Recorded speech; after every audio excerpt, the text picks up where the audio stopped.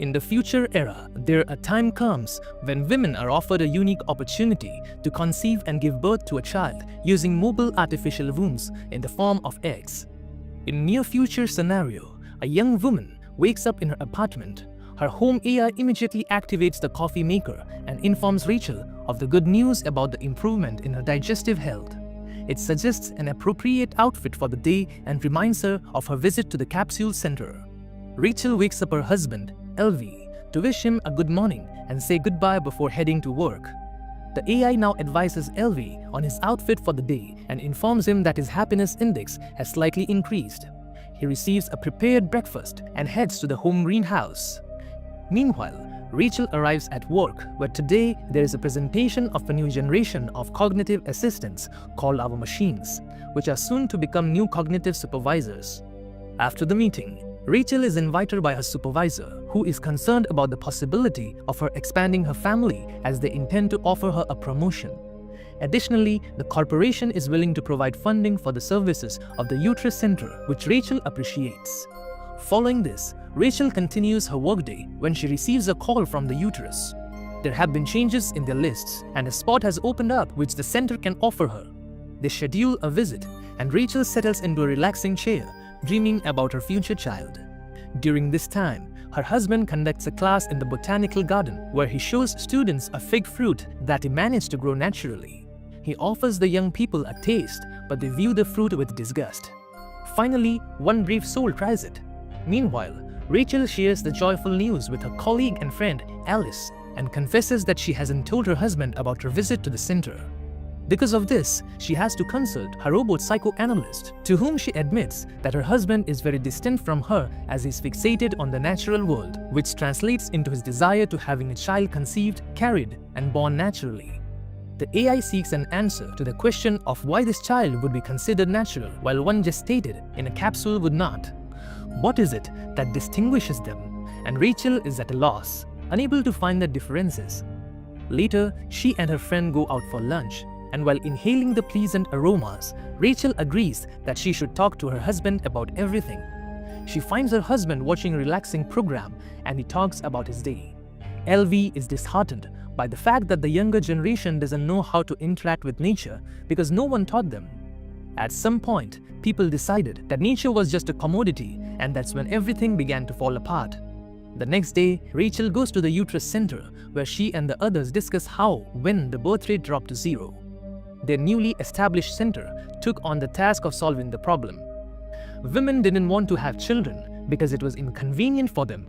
The center wants them to live full lives and pursue their dreams without being distracted by children. The director of the center, Linda, welcomes the gathering and is ready to share the latest technological advancements. Humans have always managed to control nature, so why shouldn't women take control of childbirth? Linda gives a tour of the center, showing the capsule developed by scientists in which the baby grows. If parents don't have time to interact, they can always play music, audiobooks, or educational podcasts for the baby. Through an app, they can feed the child and monitor its development. One significant advantage is that children in the capsule are not exposed to viruses or toxins. The capsules operate autonomously for 48 hours. The fetus inside can hear everything happening around, so it is advisable for mother to talk to the baby. After the discussion, Linda reminds Rachel of the need to make a deposit, but Rachel intends to talk to her husband first. Upon returning home, she confesses her intention to Alvy to have a child with the help of the uterus center, which upsets him. Not only did she make such an important decision on her own, but she also went to the center without him. Rachel apologizes, and the couple reconciles.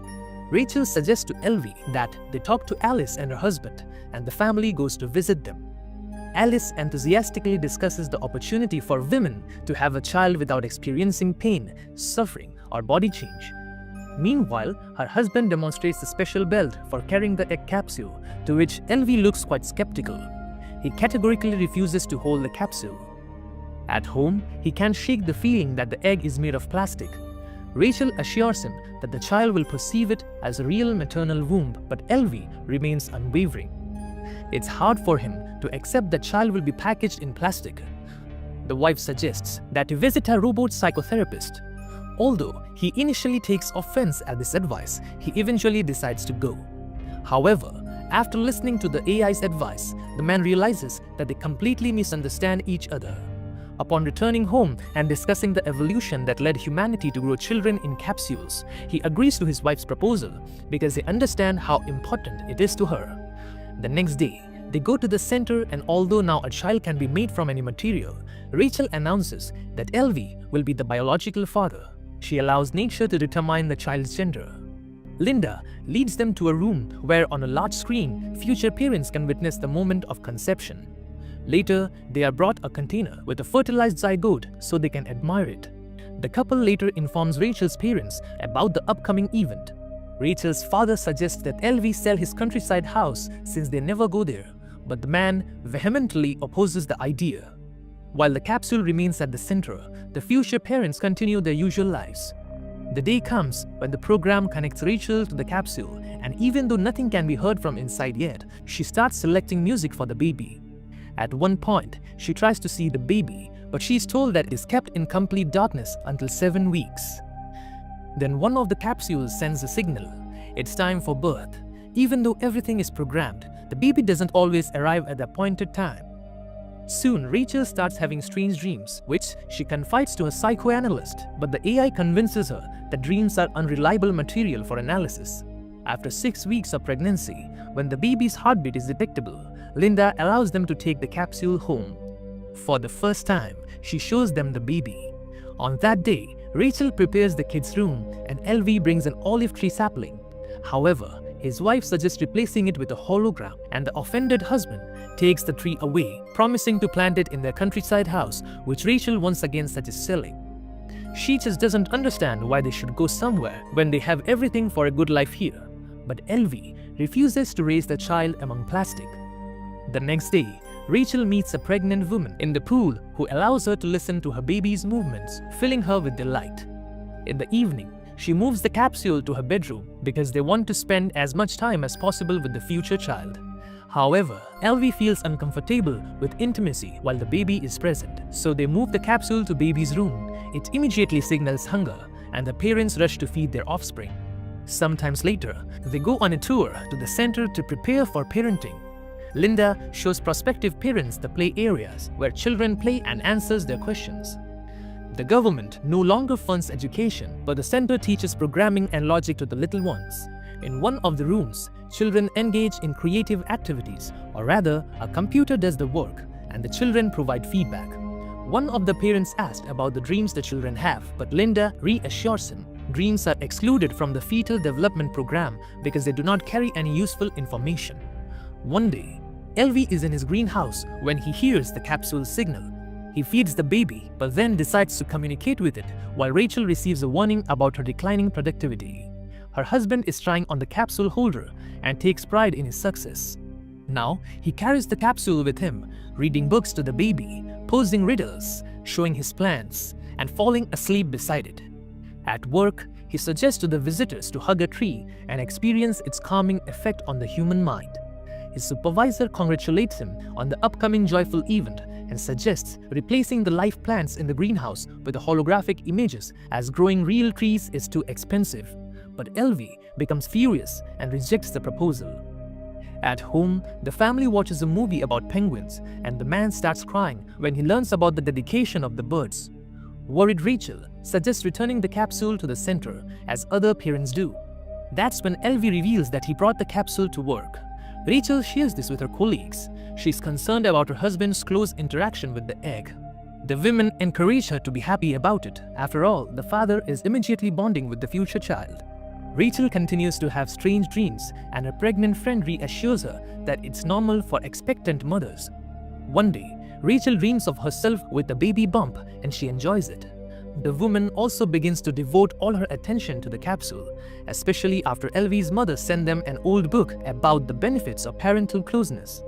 But this starts to worry Rachel, and the couple goes to a psychoanalyst. Finding balance is challenging because everything revolves around the child. Rachel is jealous of Alvy because he spends more time with the baby than she does.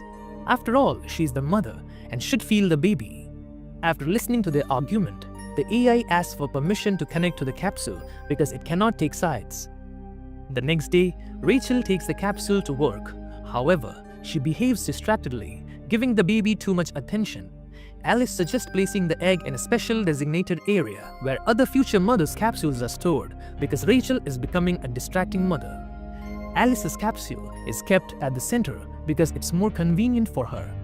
In the evening, Rachel, taking the capsule, hurries to the center for a parenting seminar, after which Linda suggests leaving the baby in an incubation area. The family reluctantly complies with the demand. The house becomes empty, and both the husband and wife miss their capsule. One day, Rachel dreams of a seaside where she walks with the baby in her arms. She walks up in tears and moves Alvy's little tree to the kids' room, surprising her husband. Meanwhile, at work, her boss is not entirely satisfied with her productivity, but Rachel assures her that everything is fine. Later, Linda informs them that the delivery day will be next Wednesday, as deliveries now occur on 39th week. They can't afford babies being born earlier or later, as the capsules are in high demand.